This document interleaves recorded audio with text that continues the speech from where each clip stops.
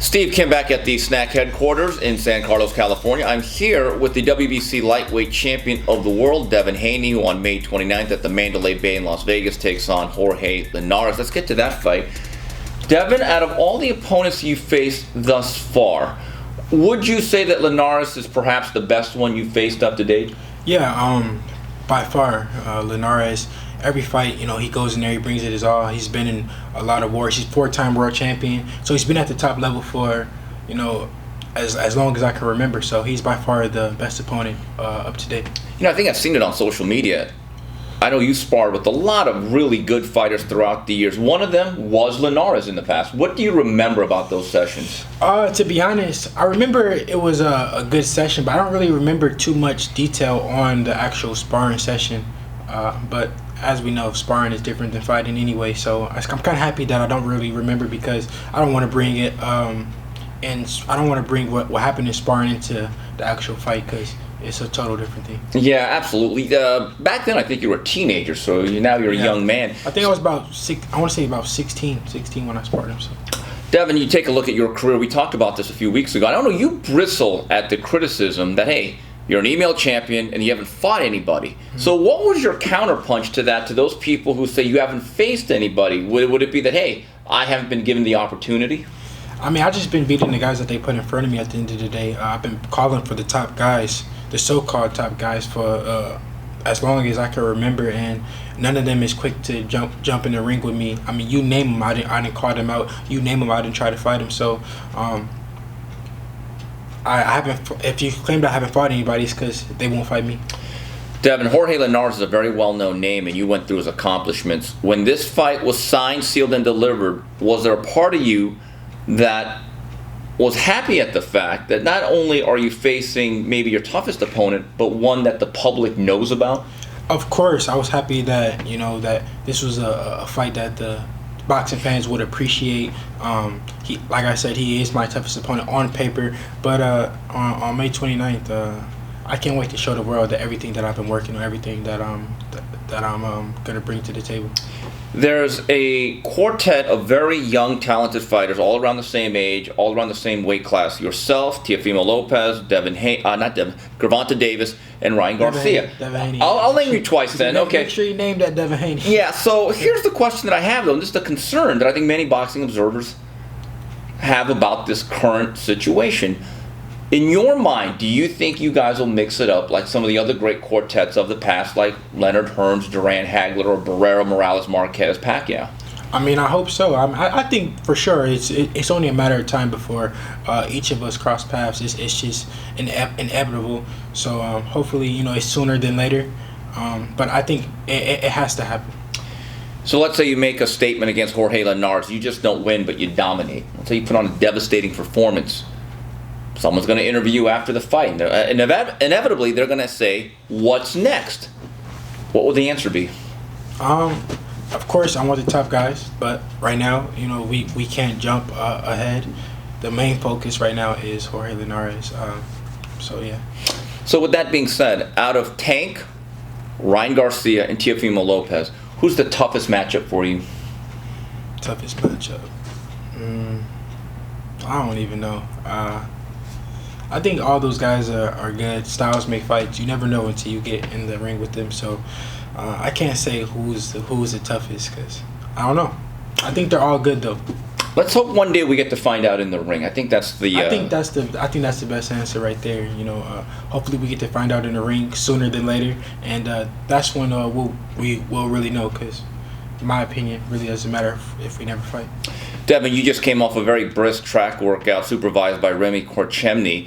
You've been with SNAC for about 6-7 years. You are a very young kid. In fact, you're just beginning your pro career. So this is an interesting question I ask every one of these SNAC athletes that come in across Victor Conte.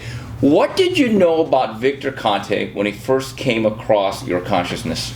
Well, the first time that I ever came to SNAC was I was in training camp and I was sparring Sean Porter. I was 14, I want to say. So, I just came just to be a sparring partner, and that's when I was just, just shadowing Sean Porter. So I really didn't know too much about Victor, too much about SNAC. I didn't even know anything actually, to be honest. And then as time went on, then like I kind of got to know, and then I started working with SNAC. And then I started to learn about Victor and his history and everything. Okay, so what did you think about that history? When I thought about his history, well, at the time when I found out about Victor and his past, I had learned so much about him already, about like him helping me as far as with the vitamins and helping me the clean part. I learned about the clean part before I learned about the Balco days. Yeah, the not so good days. So by then it really didn't faze me because Victor was already had a clean slate with me. Did you ever face blowback from people about this association with Victor Conte? Yeah, for sure. I definitely have people have told me bad things like, oh, why are you training with SNAC? Why are you doing this with them? They're cheaters, they're this, they're that, and it never fazed me.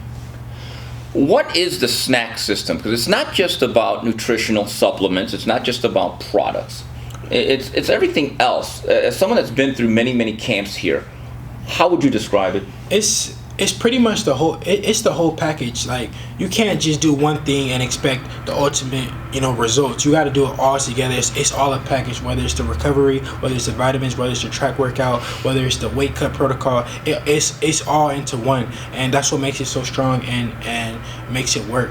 My best performances have came from training actually being here and doing everything here at SNAC. That's where my best performances have came from. Earlier this morning and late afternoon, you went to Merritt Junior College, put on a very brisk track workout, a lot of sprints, a lot of intervals.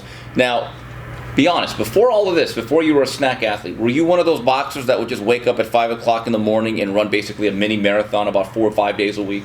Yeah, I definitely was one of the guys who just thought that running a bunch of miles was the key and all that. And even still to this day, I'm not perfect. I still sometimes will, when I don't train at SNAC for a while, I'll get back to running a bunch of miles, 1,000,000 miles a day, and thinking that it worked. But when you get here and you see the track work and the working smarter, it really pays off. Old habits die hard, and so that's the other thing. Like, one thing Victor always talks about is the rest and recovery, that sometimes he doesn't want you guys to work out. In fact, he wants you to take an extra day off in between the week. Yeah. That had to be a culture shock for you.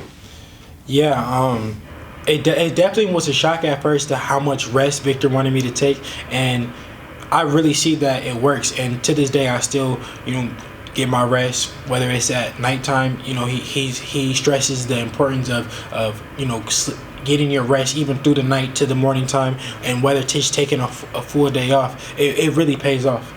It is interesting about your situation. You are a very ripped, muscular young man. It looks like you're bursting out at the seams. You don't seem to have an ounce of fat on you.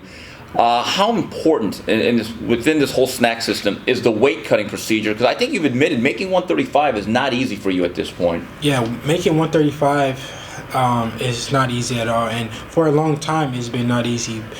So when I got back to working with SNAC, it's made it a lot easier than what it was. Even though it's still not easy, it has made it a lot easier. And you've seen in my performances that since me working with SNAC again, and my weight cuts have shown in my performances. It's shown that I have been stronger, especially in the later rounds. Earlier today, you were sparring verbally with Remy Korchemny. He was barking at you. You counterpunched him right back. You guys had a nice dialogue going on. Is it a love-hate relationship with Remy when you're on the track working with them? Yeah, it's definitely a love-hate relationship with me and Remy. Like, some days he comes in and he just loves me and it's just Devin this and Devin that. And then some days I feel like he hates me. So today was just one of the days where he had no love for me. Even right now, he still has no love. I don't know what I did to him. Devin, you must have grown up with a lot of fighters. You still know them. You grew up through the amateurs. And they train the old way. And they have certain traditional core exercises or regimens that they do. How often are you asked about what you do specifically at SNAC from curious minds? I don't feel like people really ask me that much. I know people, wonder, and of course they see me training with SNAC, so they want to be with SNAC and they want to try to, get over on this side. But I don't feel like a lot of people, they don't really have that much access to me to even ask me.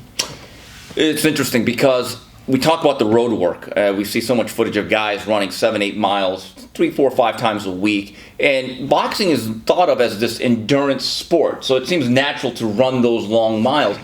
Did you have to overcome a psychological hurdle in someone telling you, oh, hey, we're just going to do sprints here. You're not going to do those long runs. And did it take time for you to start to believe in that system? No, it didn't really take me that much time to believe in the system because I trusted Victor from day one. I knew that he knew what he was doing. I knew he was experienced. And like I said, I was training with Sean Porter, so I seen the results already. So once Victor, told me pretty much the protocol, and I followed it, and I believed in it, and it paid off. I remember, Devin, about 5, 6 years ago, maybe if not longer, I'd see footage of you at the Mayweather gym and all these other gyms throughout Las Vegas getting good work. But I know that Victor's told me you really wanted to come here, that you find a comfort. What is it about this place? Yeah, honestly, like I said earlier, I can go train, wherever, get the best sparring, get the best training. But when I come here, it's just my performances have been on the next level. I've got knockout of the year training here at SNAC. I fought Zara Abdulev, and I broke his cheekbone, training here at SNAC. My best performances have been training here at SNAC, and the proof is in the pudding. So at times I even beg him, like, Victor, I need to come. I want to come because it's just shown. For that previous fight during the height of the pandemic, you fought Yuriorkis Gamboa. How much different and how much do you think you were affected by not being able to come to San Carlos? Well, going into that fight, I was injured. I didn't have, I didn't have Victor where I wasn't really focused on like recovery and stuff like that. So it definitely played a role in the fight. There's certainly a physical impact in the whole regimen that you go through from the time you wake up to the time you hit the hay. You're doing something that is designed to put you at a physical peak. But it's my opinion, just in seeing some of you guys observing, that there's also a psychological effect. Would you say that's accurate?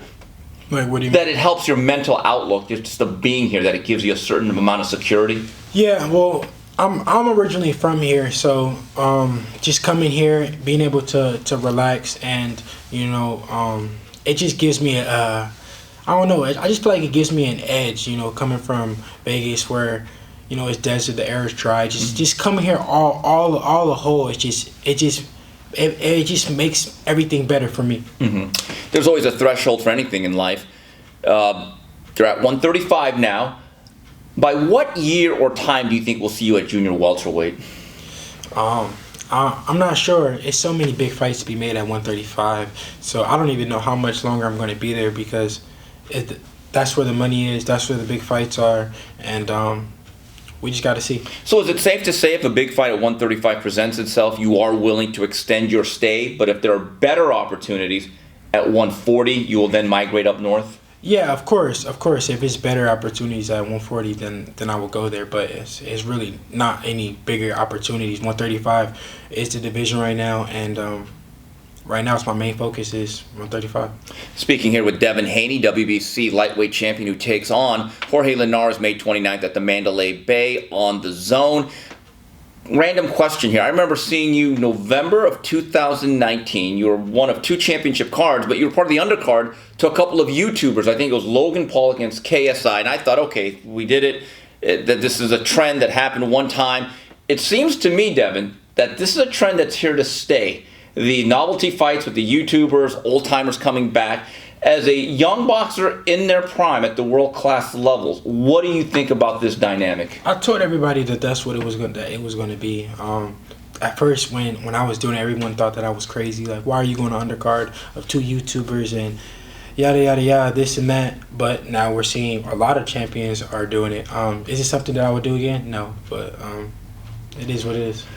Are you insulted in any way? Do you think in any way that it demeans the sport? Or are you just like, hey, if the money's good, why knock it? I mean, at the end of the day, I feel like they have their crowd. They're bringing their crowd over to boxing, which is good for them. And, us boxers, peer boxers, we have our fan base who just strictly like peer boxers, and then we have the YouTubers who have their fan base and they like YouTubers and they want to see them and they like that. So I mean, I feel like it's good. That's interesting, Devin. You have said just right now, I'm not doing it again. I did it once. Do you think you've outgrown the undercard phase of your career? Yeah, I don't really look to be on too many undercards. All my fights from this point on should be big fights to where, you know, it will be no point for me to go on an undercard over YouTuber.